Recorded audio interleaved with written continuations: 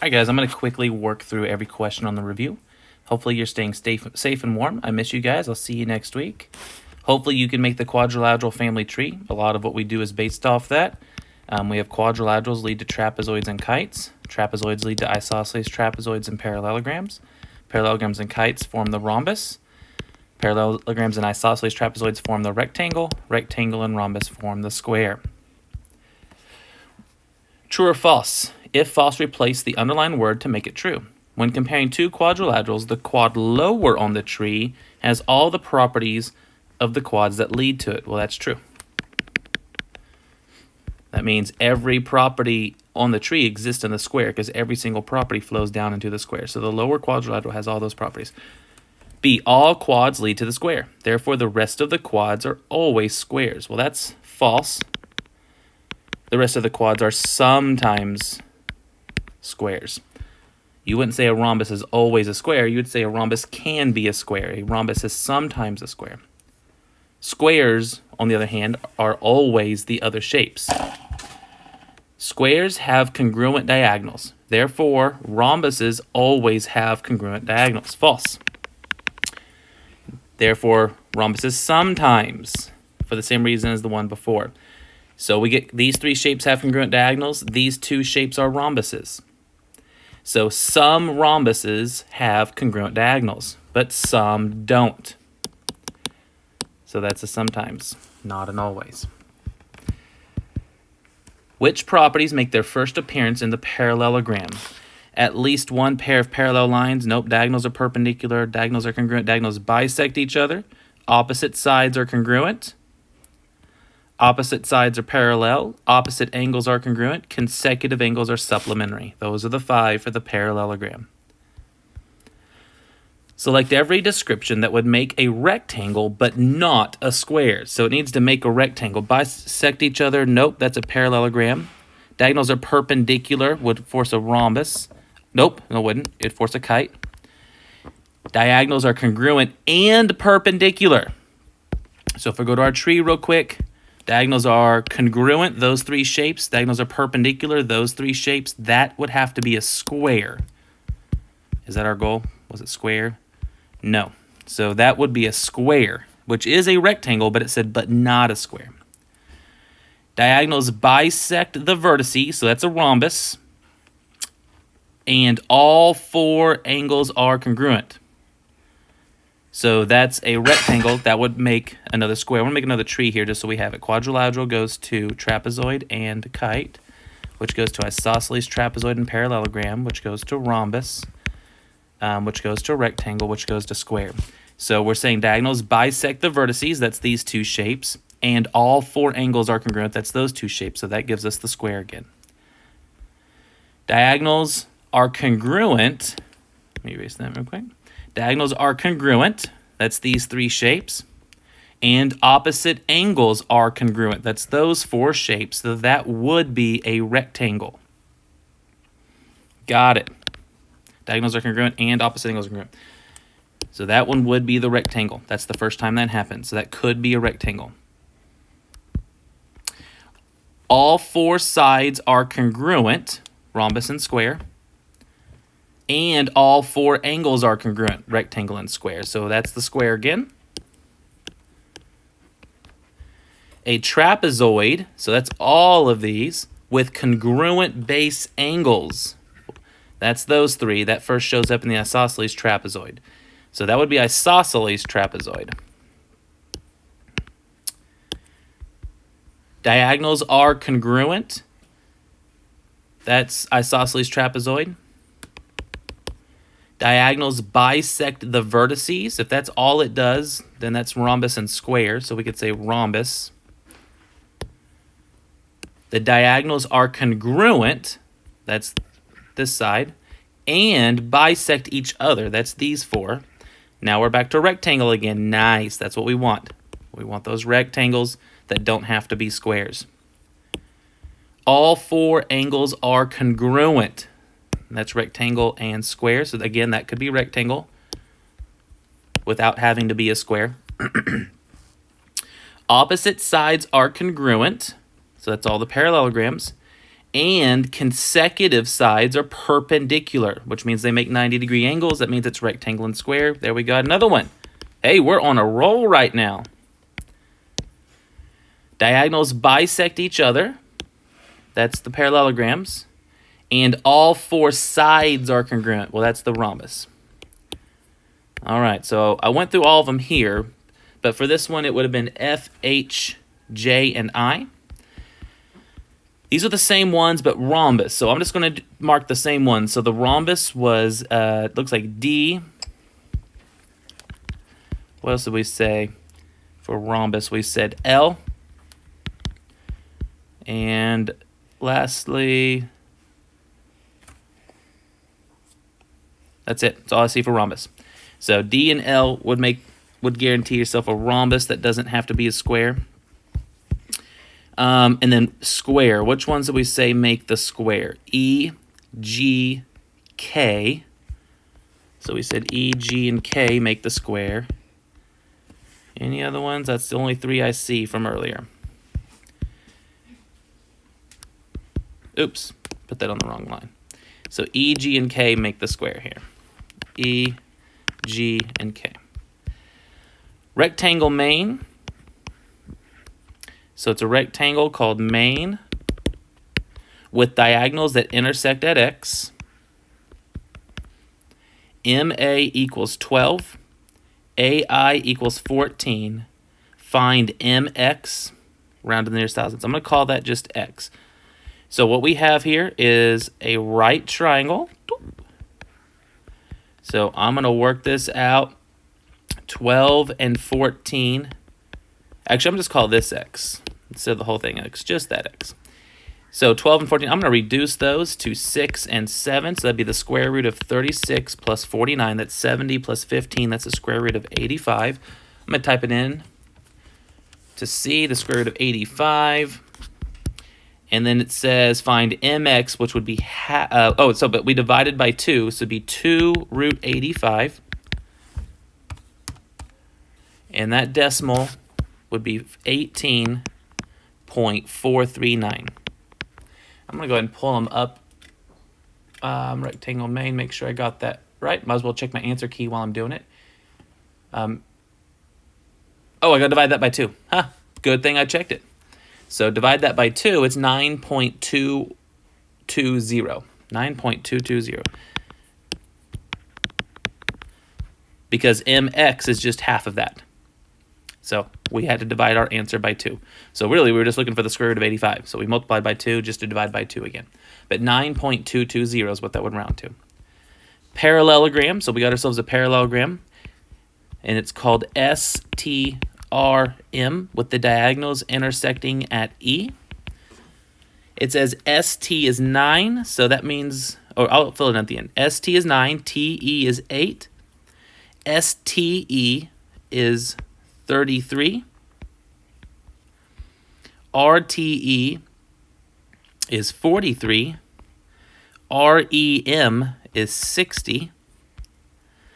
So without even looking at the question, I'm just going to fill in everything I know. If that's 9, the opposite side's 9. If that's 8, the other part's 8. If that's 33, alternate interior angles, this is going to be 33. 43, same thing going the other way here. Alternate interior angles, that's going to be 43. If that's 60, 60, this will be 120, 120. 60 plus 33 is 93, so this is going to be 87. Alternate interior angles, this is going to be 87. 120 plus 43 would be 163, so this would be 17, which make this 17. So what are we looking for? We're looking for SRM, which we just said is 87. TMS, which we just said is 43. TSM, which is that whole corner, 87 plus 17. 87, 107 minus 3 be 104. MR would be 9. And ME would be 8. I'm going to check the answers on Schoology as we go, but just to make sure that I got them right. I got 87, 43, 104, 9, and 8. Perfect. So just use your parallel lines. Rock and roll. Nice work. Rhombus. Ooh, I love myself a nice rhombus called James, almost James, which is my name. Oh, intersect at S. It is James. That's me. Angle JAS is 30 degrees. So this little corner is 30. JA is 10 units. This would be a no calculators question on previous years, but we'll let you have a calculator this year. 30, 30. It's a rhombus, so the corners are cut in half and opposite corners are equal. Remember, a rhombus, it folds over both ways. This is 90 degrees. So if that's 90 and that's 30, then these are 60s. All right. JM. So JM is that diagonal. That's this whole thing. Well, I can get half of that using a right triangle. Right now we have JAS with a 90, a 10, and here's my 30. So across from 30 would be 5. Across from 60 would be 5 root 3. You should know these properties without a calculator, my friends. 5 root 3. So if JS is 5, then JM would have to be 10. EA would have to be 10 root 3. So my picture is not drawn to scale because that would be the smaller one. Angle EMS we have down there is 60. Angle JSE, well, these diagonals have to be perpendicular on a rhombus, so that's going to be 90. Square, squares aren't as fun. They just do everything. It's too easy, right, guys? FRID. Wait, I already got an I there. Intersect at A. Frida. I don't know what Frida means. FA is 12. Find the area of the square. Well, if FA is 12, that means all little parts are 12. On a square, diagonals are congruent and cut in half. So these are little 45, 45, 90s. 12, 12. The hypotenuse would have to be 12 root 2. So the area would be 12 root 2 squared. That'd be 144 times 2. That would be 288.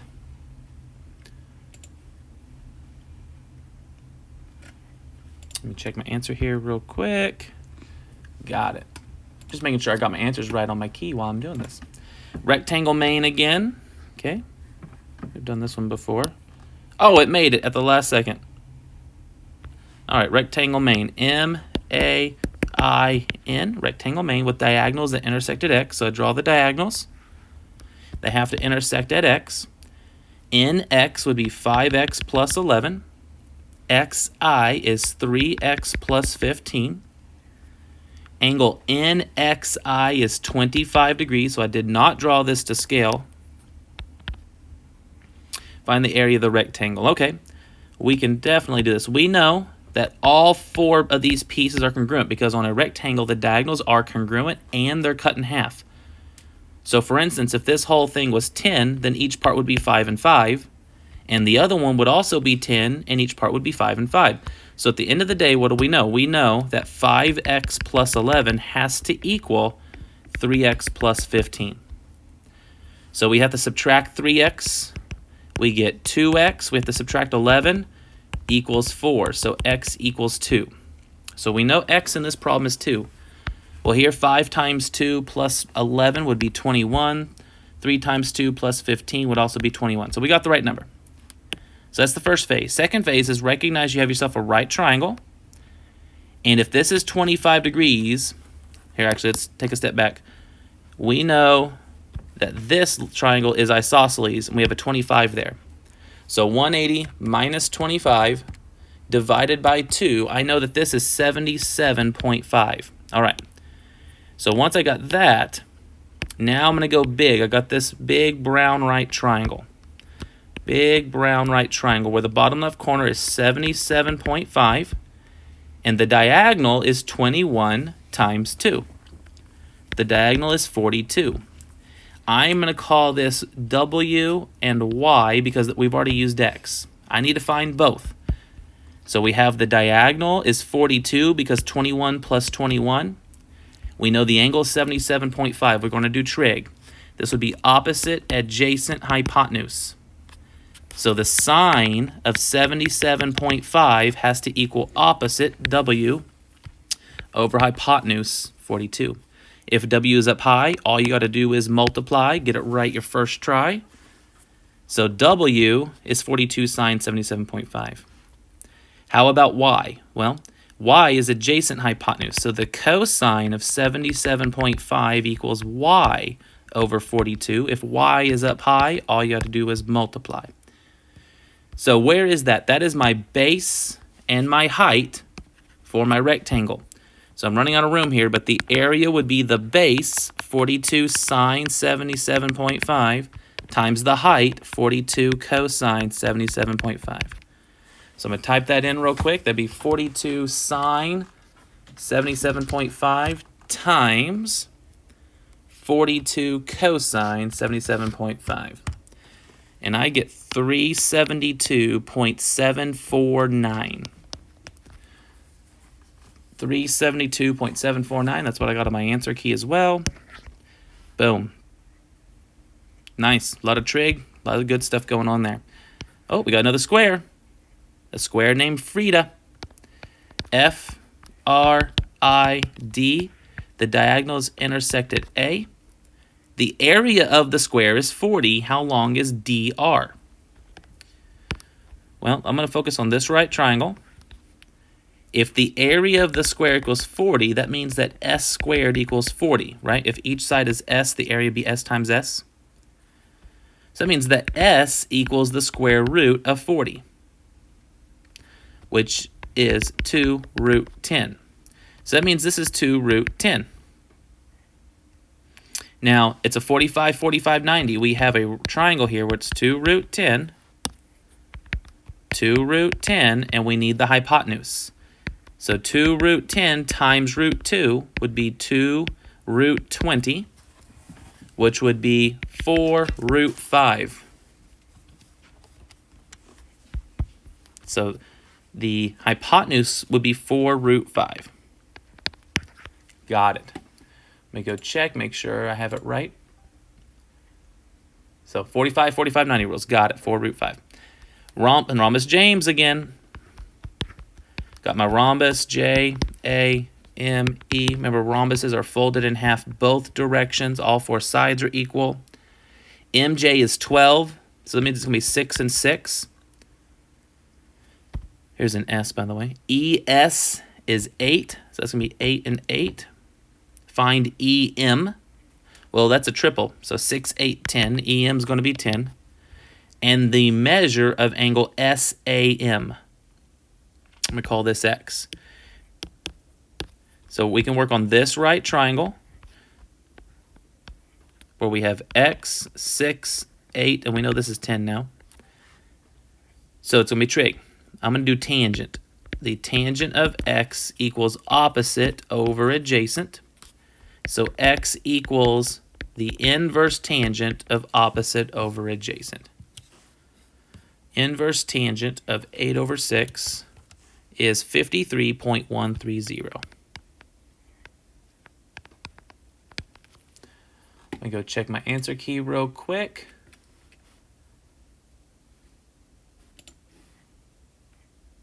Oop, wrong one.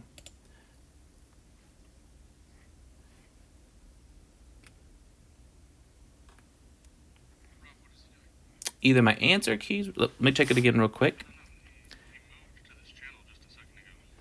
Find EM, 10, crushed it. Find the measure of angle SAM. SAM, that's this guy. Oh, should be 6 over 8. 6 over 8. So, had it in there wrong. 6 over 8 is what I'm looking for. Glad I checked it. So it's the inverse tangent of 6 over 8.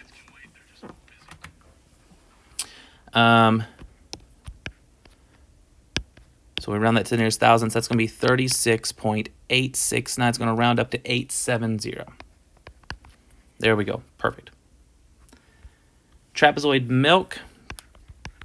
Draw ourselves a trapezoid. Tells us the bases have to be MI and LK. So MI, LK. MK and KL meet at a 50-degree angle. MK is 10 units. What is the height of the trapezoid? Well, we can do a little bit of trig on that one. Let's get that done right now. We have a right triangle here. So this is 10, this is 50. We want the height. I'm going to call it h. So this would be a sine of 50 equals h over 10. If h is up high, all you got to do is multiply. So the height's going to be 10 sine 50. Oh, that's the whole question. Well, that was too easy, right, guys? 10 sine 50, 7.660. Let me go check my answer key. That's been very helpful. And my answer key agrees, 7.660. All right, next one. Rectangle main. So we got another rectangle going on called M-A-I-N. Remember, you always name things like it's a clock. Some of you guys go crisscross. Remember, crisscross you die. Name things like it's a clock. M-A-I-N with diagonals intersecting at X. AM is 12. Angle AMX is 51 degrees. Oh, they're just making it too easy, guys. MN is what we're looking for.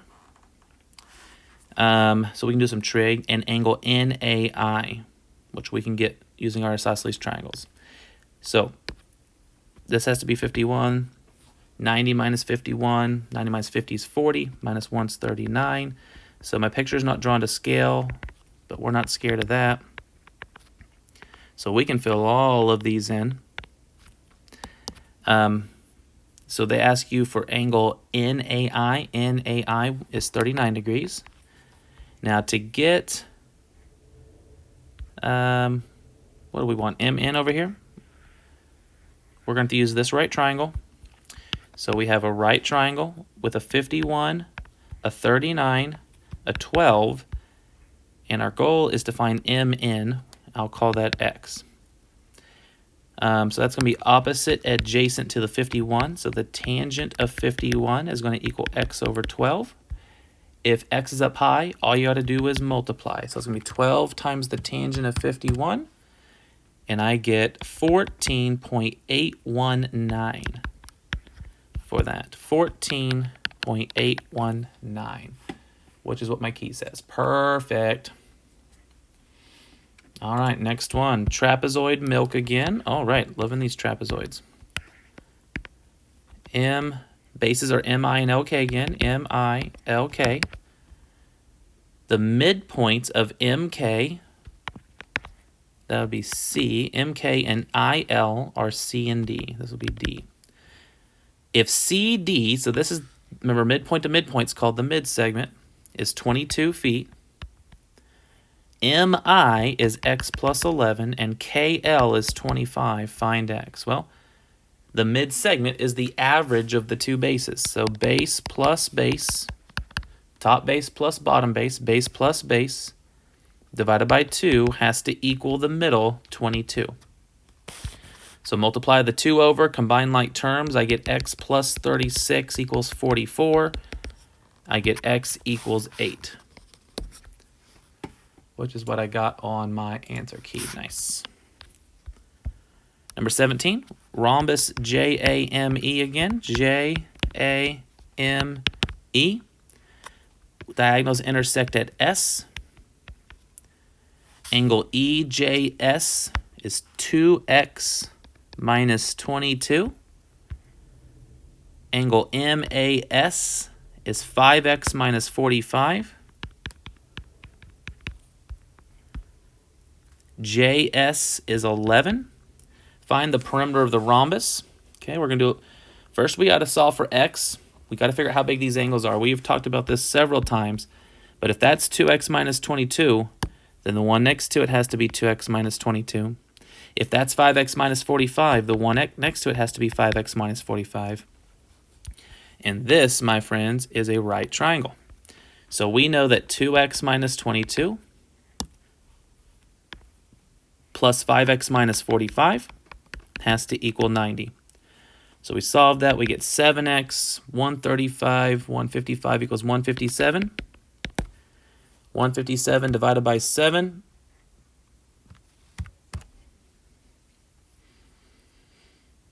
Make sure I got that right. 90 plus 45 plus 22. Yeah, 157 divided by 7. So we're just going to leave it as the fraction. So x equals 157 over 7. So now I'm going to draw my right triangle. And if that's x, I need to multiply that. So 157 over 7.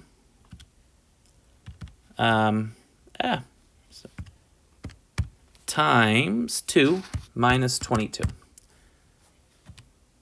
So this angle, when I put that in, I get 160 over 7. So that angle is 160 over 7. This is 11.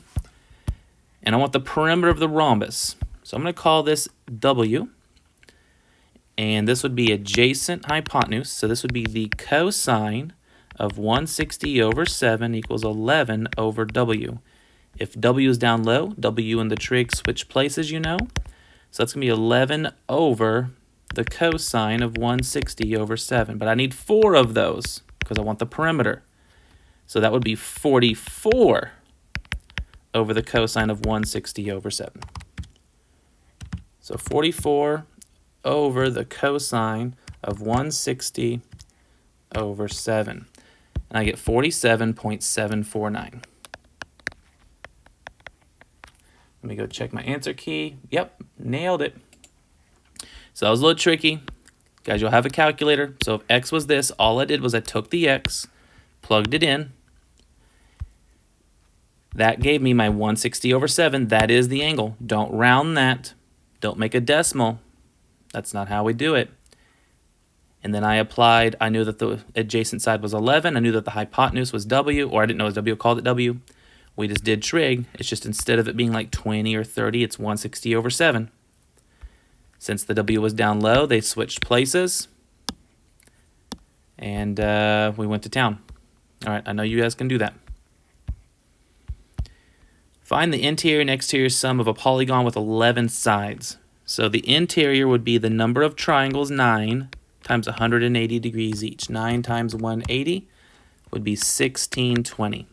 The exterior sum of every polygon is 360.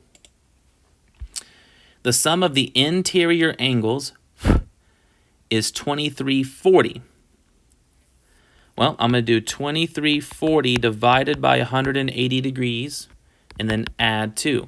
So when I do 2340 divided by 180, that's how many triangles there are in this shape, which means there has to be 2 more sides. We've talked about that, so it's going to be 15. What is the measure of each interior and exterior of a regular dodecagon? That's a 12-sided shape. You could do this a few ways, but since we know the exterior angles have to add up to 360, I'm going to do 360 divided by 12 and get 30 degrees.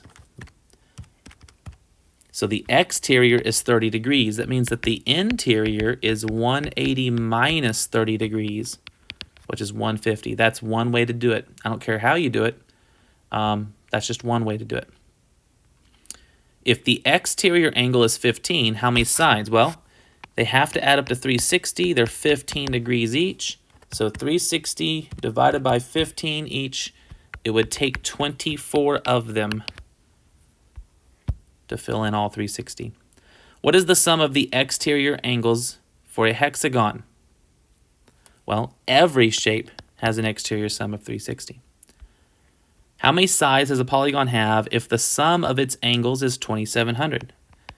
2700 divided by 180 degrees per triangle plus 2 to get the number of sides. So 2700 divided by 180 is 15 plus 2 more. You would have to have 17 sides just to have 2700 degrees. How many sides does a regular polygon have if the measure of its interior angles is 120 degrees? Well, we know that I plus E forms a line, so that's 180. So if the interior is 120, then the exterior has to be 60. And we know that the exterior angles have to add up to 360, so there would have to be 6 sides in that case. All right, guys. I know that was quick, but I just wanted you to have at least a little bit for each question. Thank you for working so hard, and I'll see you hopefully on Monday. Miss you guys.